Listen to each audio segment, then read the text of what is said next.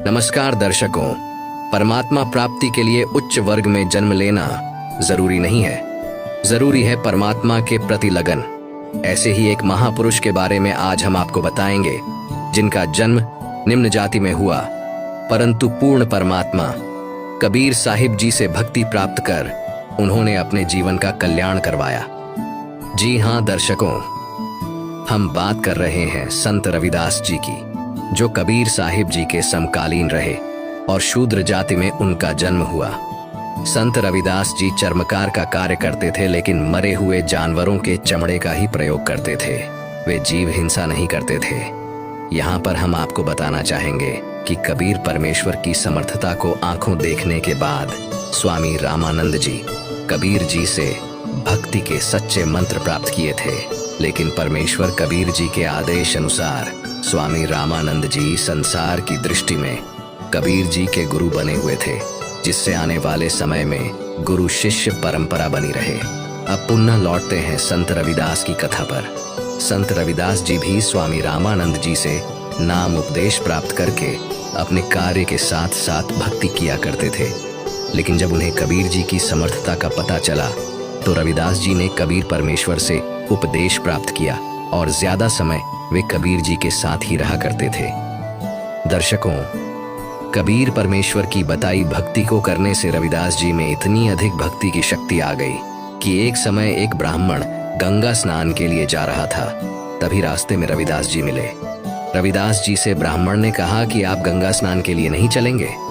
तब रविदास जी ने कहा, मन चंगा तो कठौती में गंगा में नहीं जा रहा हूँ। इस बात से क्षुब्ध होकर ब्राह्मण ने कहा कि आप तो नास्तिक लगते हो।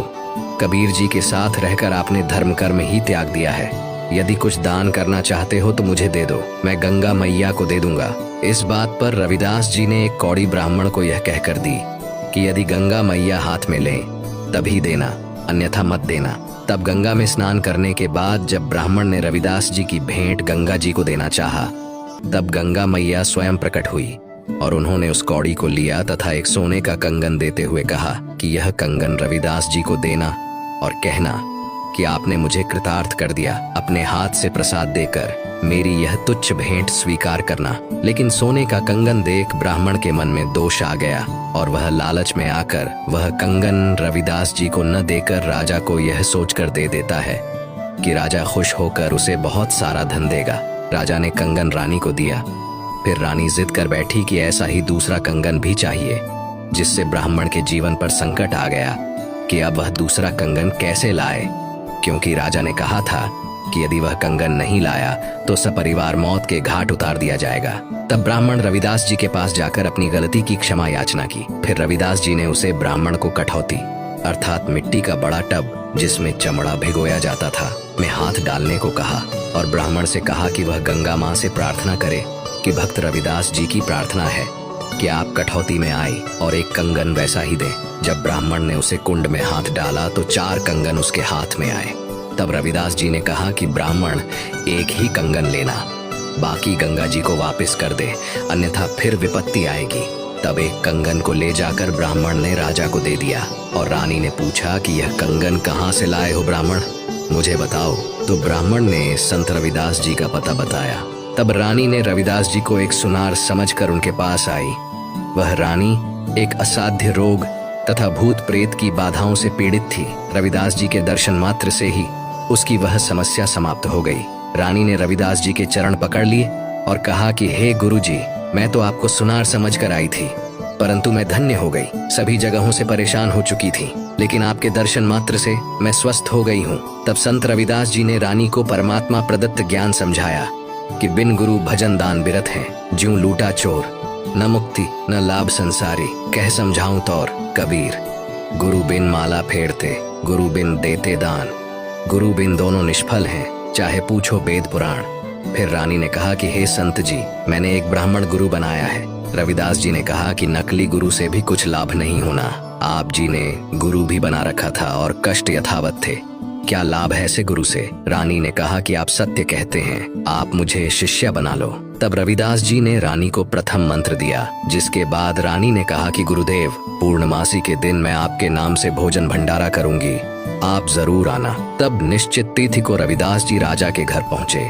साथ ही पूर्व में आमंत्रित 700 ब्राह्मण भी भोजन भंडारे के लिए राज दरबार में पहुंचे। रानी ने रविदास जी को अच्छा आसन दिया और उनके साथ ही 700 ब्राह्मण को भोजन के लिए पंक्ति में बैठने का आग्रह किया। जब पंडितों ने देखा कि एक अछूत जाति का व्यक्ति रविदास हमारे साथ बैठा है, तब उन्होंने क्रोधित होकर कहा कि हम भोजन नहीं करेंगे। इस पर रविदास जी ने कहा कि आप भंडारा कीजिए, मैं दूर जाकर बैठ जाता हूँ। जिसके बाद जहाँ ब्राह्मणों ने अपने जूते रखे थे, वहां जाकर रविदास जी बैठ गए और भोजन करने लगे। परंतु तभी एक अनोखा चमत्कार हुआ। सभी 700 ब्राह्मणों के साथ रविदास जी उनकी थाली में भोजन कर रहे हैं।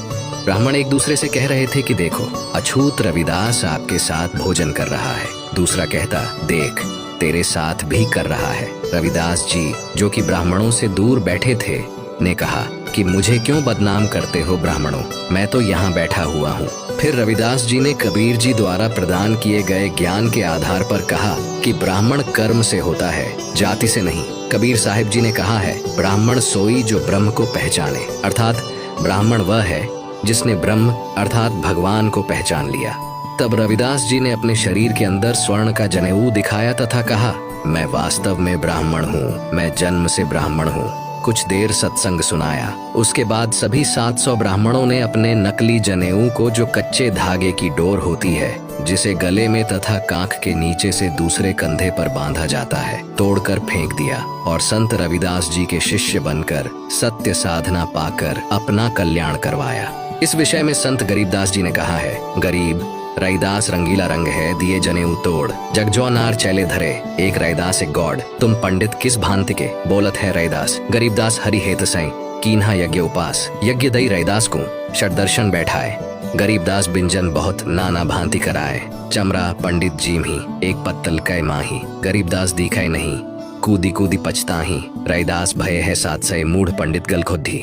गरीबदास उस यज्ञ में बोहरी रही नहीं लोधी, परे जनेऊ 7 सय काटी गल की फांस। गरीबदास जहाँ सोने का दिखलाया रैदास, सूत सवामण टूटिया काशी नगर मंझार। गरीबदास रैदास कहे कनक जनेऊ सार, पंडित शिष्य भय 7 सय उस काशी कै माही।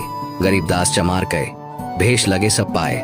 ऐसे और भी परमात्मा प्राप्त भक्तों की वास्तविक कथा को जानने के लिए देखिए संत रामपाल जी महाराज यूट्यूब चैनल।